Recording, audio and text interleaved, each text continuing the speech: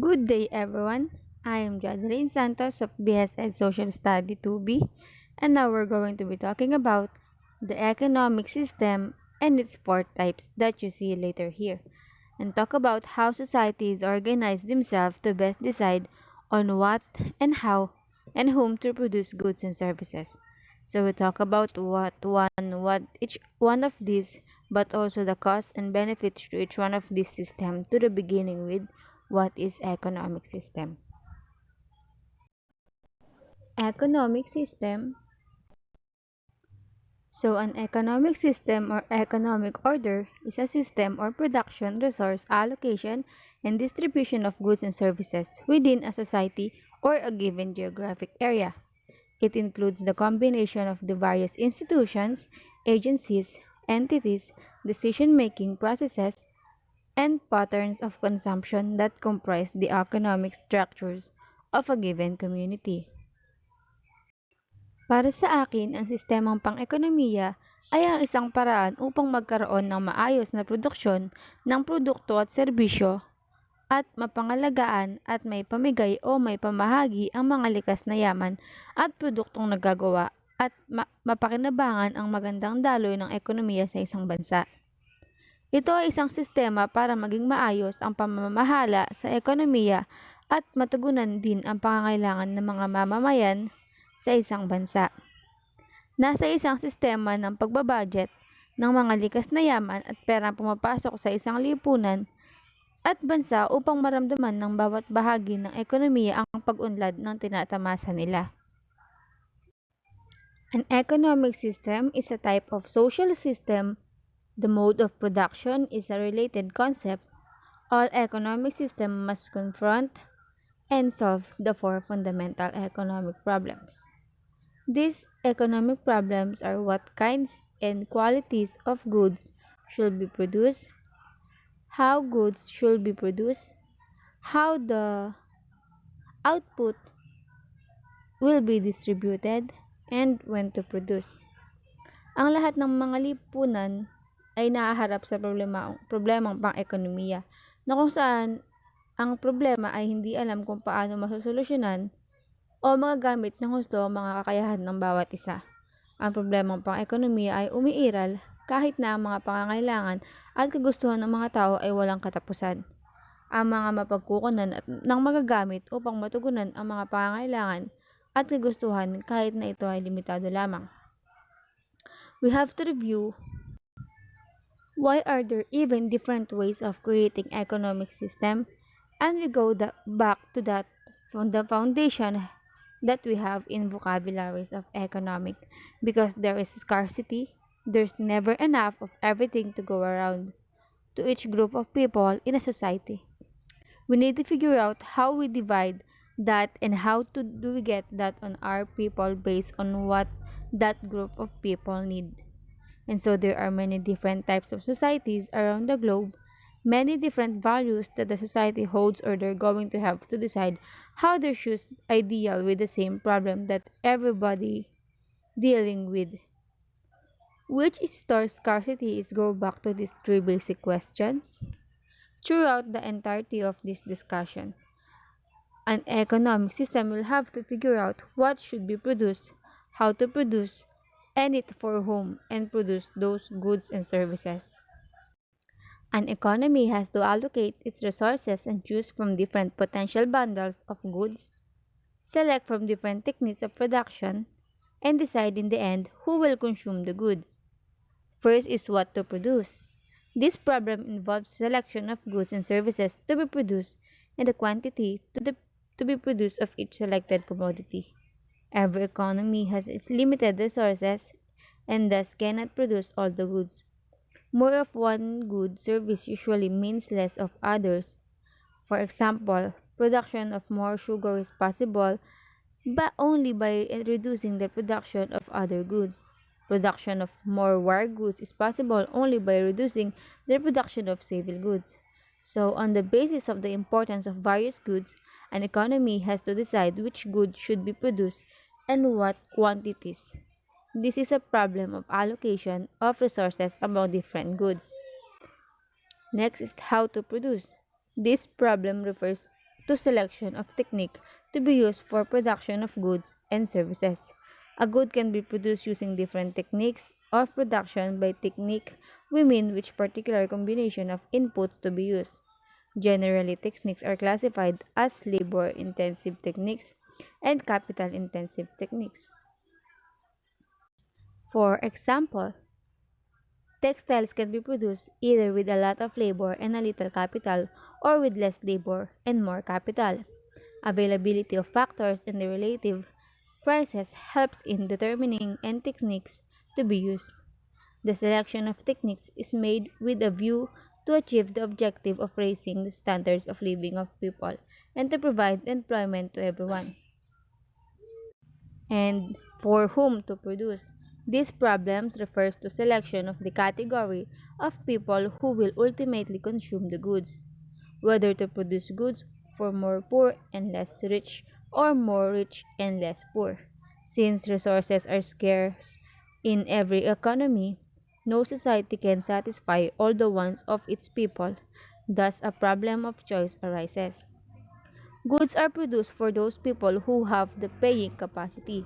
The capacity of people to pay for goods depends upon their level of income.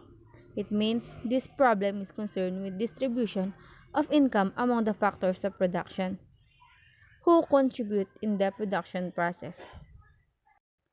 In traditional economy, this is a system that relies on custom, history, and time-honored beliefs. Tradition guides economic decisions such as production and distribution. Societies with traditional economies depends on agriculture, fishing, hunting, gathering, and some combination of them.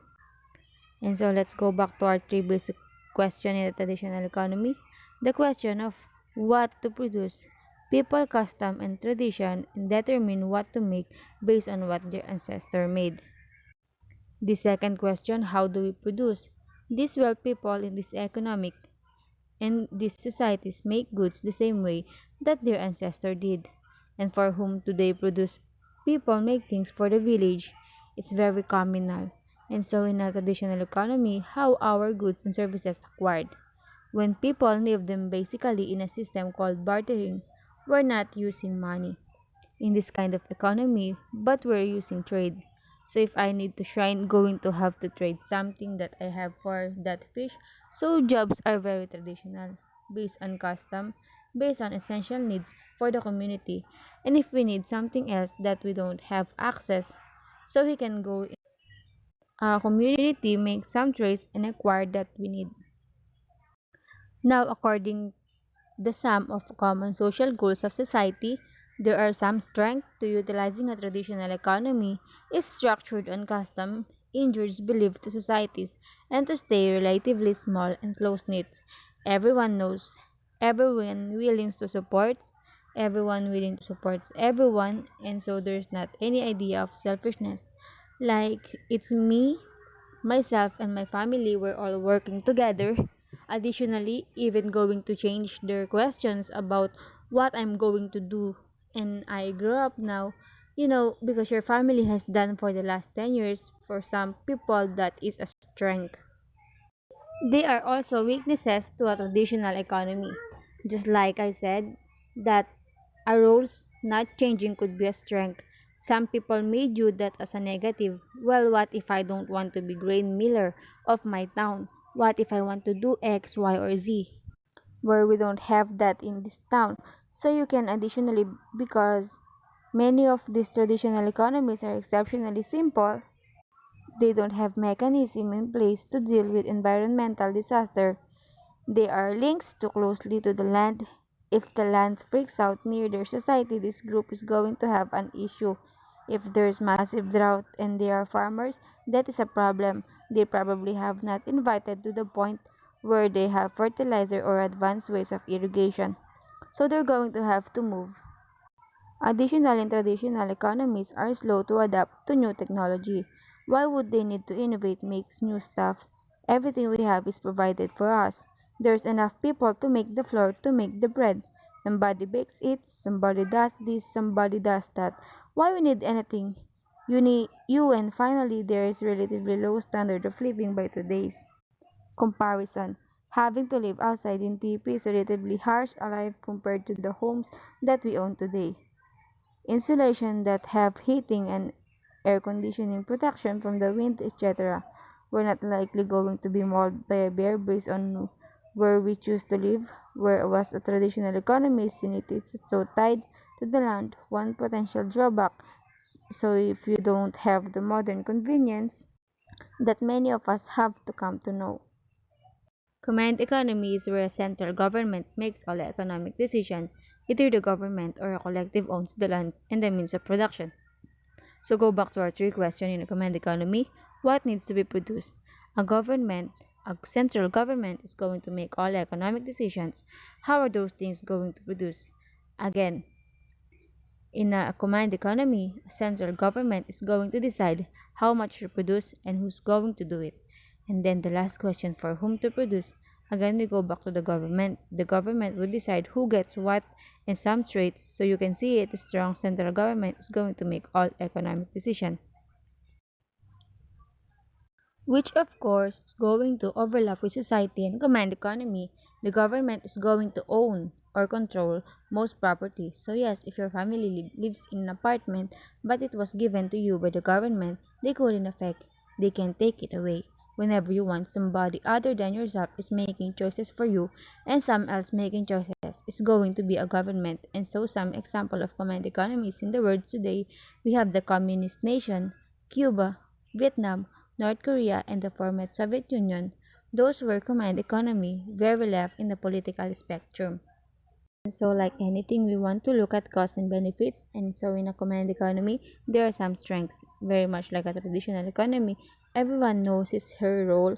And in this case, you're not given that role because a traditional says you are given certain. We are all of a sudden need to make more cars. You are becoming of age and you're looking for a job. You're going to be a car maker necessarily because you're very indeed it. That would be additional at command economy. But because the government says we have a needs, the government control the choices and the government is choices for you. Additionally, a command economy has the ability to change direction quickly. For example, in a communist run China, they wanted to put in a highest rate line connecting many parts of China. That decision was made quickly and construction began almost immediately. People were routed to become train line makers. People were routed to become train builders themselves. The central government just said, we need to this meet the goals that we think are important, and you are signing all these people to this. Weaknesses to command economy are pretty stark if everyone has just told what to do. And the central government is making all the decisions, there is no real encouragement for new or innovative ideas. Why would I want to come up with something new? How could I come up with something new? I've been assigned for the job of farmer, why would I even think of creating an iPhone? I don't need that. My life is pretty simple. In addition, they have pretty low standard of living because if you get 10 people in central government making all decisions for everything, the easiest decision to make or to keep things relatively simple, relatively basic but relatively quick to all people. This type of economics certainly do not meet the wants and needs of people as we know them is certainly very fast of the central government to say we need X amount of rolls of toilet papers and we need to be this type and this quality. They can crank out the degree and make that happen pretty quickly. But what if people who wants toilet paper that's a little bit more soft and comfortable and central government doesn't care? The government doesn't value the part of society, so there's not going to seek to people to make the want of the people. Really do a great job of whatever my job, as if I'm a bricklayer, that's what I'm doing forever. They're going to tell me if I'm ever going to get a raise, and it doesn't matter whenever I'm good or not. So why would I bother working hard? So there's no incentive to be a best bricklayer. So the third type of system we would look at the market based for the free market. Market economy is an economic system in which economic decision and the pricing of goods and services are guided by the interaction of a country's individual citizens and businesses. There may be some government intervention or central planning, but usually this term refers to an economy that is more market oriented in general. Let's go back to our three question. What to produce in this case is not government but businesses that decide. What known based on the supply and demand curves that are out there in the market and their desire to make money for their company. Number two, how do we make all the stuff? Again, businesses decide how much to produce and where to get their supplies from their making choices on just the free exchange of goods and services and money in an economy. And the third question, for whom to produce?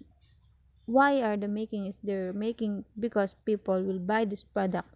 They're making it for consumers, they're not making it for the government or for the entire a group as in a traditional economy. They're making it for the individual who want to spend money on their stuff and so can see in the market economy. This thing change and shift from other two that would look the price determines who get what resources. If I have the money to afford something that exceptionally expensive, then I can go ahead and choose to do that. Or if I don't have the money, I'm out of luck now. For people to get those needs in a free market system every month for himself, buyers are trying to pay less, sellers trying to sell for more, and these ideas of where we come to some agreement or equilibrium based on supply and demand curves. That's what we call price and additionally in a market system property is owned by the citizen. We can sell property never we want, we can buy never we want. Market economy is based on the idea of free enterprise competition.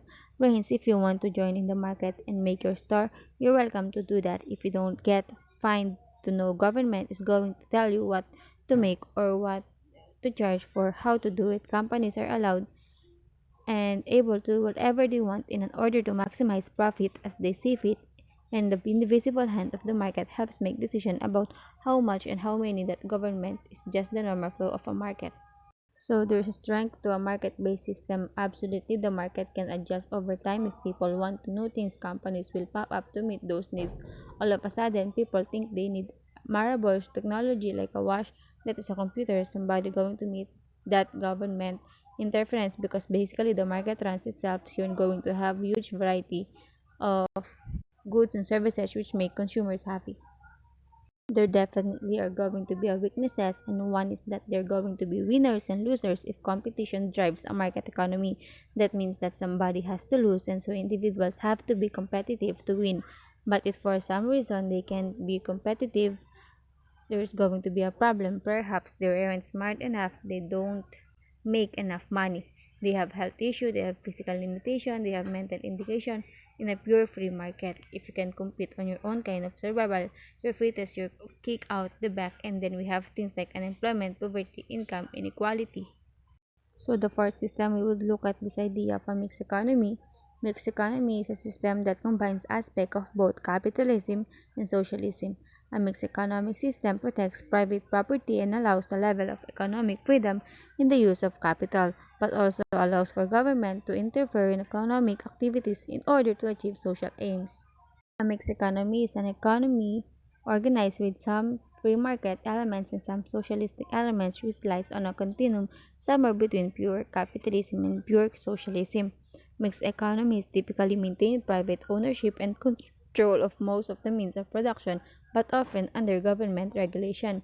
Mixed economies socialize select industries that are deemed essential or that produce public goods. The Philippines has a mixed economy with privately owned business regulated by government policy.